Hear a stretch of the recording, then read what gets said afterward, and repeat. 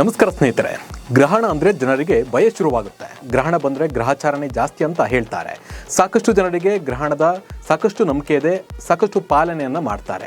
ಅದರಲ್ಲೂ ಮುಂದಿನ ತಿಂಗಳೇ ಸೂರ್ಯಗ್ರಹಣ ಇದೆ. ಇದು ವರ್ಷದ ಮೊದಲ ಗ್ರಹಣವಾದರೆ ಮಾರ್ಚ್ 3ಕ್ಕೆ ಚಂದ್ರಗ್ರಹಣವಿದೆ. ಅದು ಕೂಡ ಹೋಳಿ ಹುಣ್ಣಿಮೆ ದಿನವೇ ಇದು ನಡೆಯುತ್ತೆ. ಹಾಗಿದ್ರೆ 15 ದಿನಗಳ ಅಂತರದಲ್ಲಿ ನಡೆಯುವ ಗ್ರಹಣದ ಎಫೆಕ್ಟ್ ಯಾರಿಗೆಲ್ಲ ಇದೆ? ಭಾರತದಲ್ಲಿ ಇದರ ಎಫೆಕ್ಟ್ ಇದೆಯಾ ಇಲ್ವಾ? ಯಾವ ರಾಶಿಯವರಿಗೆ ಕಷ್ಟ ನಷ್ಟ ಆಗುತ್ತೆ ಅನ್ನೋ ಬಗ್ಗೆ ನಿಮಗೆ ಕಂಪ್ಲೀಟ್ ಆದ ಮಾಹಿತಿಯನ್ನು ನಾನು ನೀಡ್ತಾ ಹೋಗ್ತೀನಿ. ನಾನು ನಿಮ್ಮ ಶಿವರಾಜ್ ಬಾಣಂಕಿ. ನೀವು ಸುದ್ದಿಯಾನದ ಸಬ್ಸ್ಕ್ರೈಬರ್ ಆಗೋದನ್ನು ಮರಿಬೇಡಿ. ಹೌದು ಸ್ನೇಹಿತರೆ, ಈ ವರ್ಷದಲ್ಲಿ ಒಟ್ಟು 4 ಗ್ರಹಣಗಳು ಸಂಭವಿಸುತ್ತದೆ. ಇದರಲ್ಲಿ 2 ಗ್ರಹಣ 15 ದಿನಗಳ ಅಂತರದಲ್ಲಿ ನಡೆಯಲಿದೆ. ಮೊದಲನೆಯ ಗ್ರಹಣ ಫೆಬ್ರವರಿ 17ರಂದು ಸಂಭವಿಸಲಿದೆ.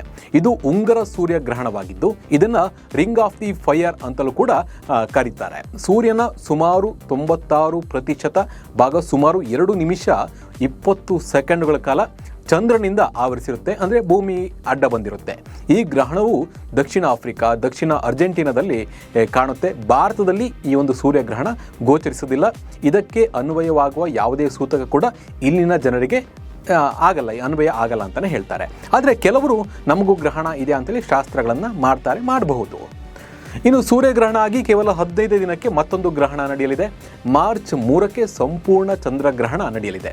ಇದು ಈ ವರ್ಷ ಭಾರತದಲ್ಲಿ ಗೋಚರ ಆಗುವ ಏಕೈಕ ಗ್ರಹಣವಾಗಿದೆ. ಇದು ಸಂಪೂರ್ಣ ಚಂದ್ರಗ್ರಹಣವಾಗಿರುತ್ತದೆ.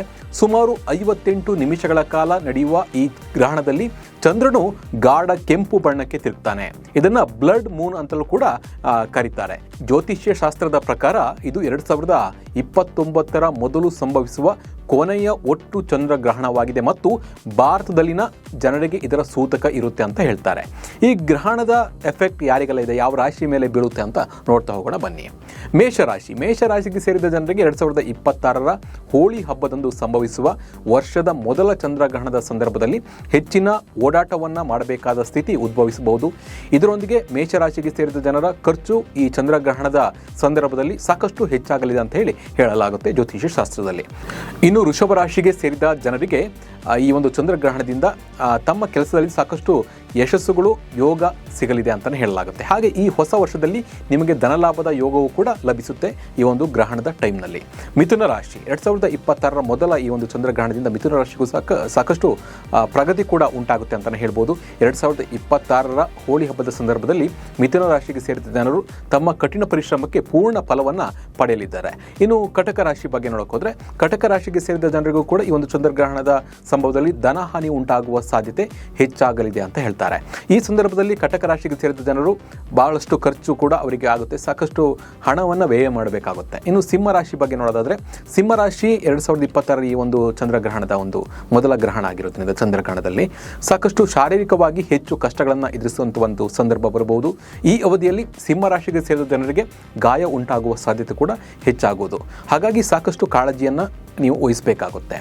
ಕನ್ಯಾ ರಾಶಿಗೆ ಮನಸ್ಸು ಒತ್ತಡದಿಂದ ಕೂಡಿರುವ ಸಂಭವ ಇರುತ್ತೆ. ಈ ಅವಧಿಯಲ್ಲಿ ಚಂದ್ರಗ್ರಹಣದ ಪ್ರಭಾವವನ್ನು ನಿಮ್ಮ ನಿರ್ಧಾರವನ್ನು ತೆಗೆದುಕೊಳ್ಳುವ ಸಾಮರ್ಥ್ಯದ ಮೇಲೆ ಹೆಚ್ಚಾಗಿ ನೋಡಬಹುದಾಗಿದೆ. ಈ ಸಂದರ್ಭದಲ್ಲಿ ಕನ್ಯಾ ರಾಶಿಗೆ ಸೇರಿದ ಜನರು ತಮ್ಮ ಆರೋಗ್ಯದ ಬಗ್ಗೆ ಹೆಚ್ಚಿನ ಕಾಳಜಿಯನ್ನು ವಹಿಸುವುದು ಮುಖ್ಯ ಆಗುತ್ತೆ. ಕುಂಭರಾಶಿಗೆ ಸೇರಿದ ಜನರು 2026ರ ಮೊದಲ ಚಂದ್ರಗ್ರಹಣದ ಸಂದರ್ಭದಲ್ಲಿ ತಮ್ಮ ಸಂಗಾತಿಯೊಂದಿಗಿನ ಸಂದರ್ಭದಲ್ಲಿ ಹಲವು ರೀತಿಯ ಸಂಕಷ್ಟಗಳನ್ನು ಹೊಂದುವ ಮೂಲಕ ಒಂದು ಚಾನ್ಸಸ್ ತುಂಬ ಇದೆ. ಹಾಗಾಗಿ ಈ ಅವಧಿಯಲ್ಲಿ ನೀವು ನಿಮ್ಮ ಸಂಗಾತಿಯೊಂದಿಗೆ ಉತ್ತಮ ಸಾಮರಸ್ಯವನ್ನು ಹೊಂದುವಂತೆ ಹೆಚ್ಚಿನ ಕಾಳಜಿ ವಹಿಸುವುದು ಅಗತ್ಯ ಆಗುತ್ತೆ.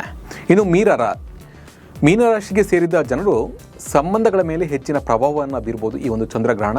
ಈ ಅವಧಿಯಲ್ಲಿ ನಿಮ್ಮ ಹಳೆಯ ನೆನಪುಗಳು ಕಳೆದು ಹೋಗುವ ಸಂಭವವಿದೆ. ಹಾಗೆ ಈ ಅವಧಿಯಲ್ಲಿ ಮೀನರಾಶಿಗೆ ಸೇರಿದ ಜನರು ತಮ್ಮ ಹಳೆಯ ಚಿಂತೆಗಳಿಂದ ಸಾಕಷ್ಟು ಸಮಸ್ಯೆಗಳನ್ನು ಈ ಸಂದರ್ಭದಲ್ಲಿ ಎದುರಿಸಬೇಕಾಗಬಹುದು. ಹಾಗಾಗಿ ಹೆಚ್ಚಿನ ಕಾಳಜಿಯನ್ನು ವಹಿಸುವುದು ಉತ್ತಮ. ಮಕರ, ಧನು, ವೃಶ್ಚಿಕ, ತುಲಾರಾಶಿ ಜನರು ಕೂಡ ಜೀವನದಲ್ಲಿ ಈ ಒಂದು ಚಂದ್ರಗ್ರಹಣದ ಸಂದರ್ಭದಲ್ಲಿ ಸ್ವಲ್ಪ ಏರುಪೇರಾಗ್ಬೋದು. ಆದರೆ ಸೂರ್ಯಗ್ರಹಣ ಹೆಚ್ಚು ಎಫೆಕ್ಟ್ ಬೀಳಲ್ಲ ಅಂತಲೇ ಹೇಳ್ಬೋದು. ಜ್ಯೋತಿಷ್ಯ ಏನೇ ಹೇಳಿದ್ರು ಗ್ರಹಣ ಅನ್ನೋದು ಪ್ರಕೃತಿಯಲ್ಲಿ ನಡೆಯುವ ಒಂದು ವೈಜ್ಞಾನಿಕ ವಿಸ್ಮಯ ಅಂತಲೇ ಹೇಳ್ಬೋದು. ಇದರ ಬಗ್ಗೆ ನಿಮ್ಮ ಅನಿಸಿಕೆ ಮತ್ತು ಅಭಿಪ್ರಾಯವನ್ನು ಕಮೆಂಟ್ ಮೂಲಕ ತಿಳಿಸಿ. ನಮಸ್ಕಾರ.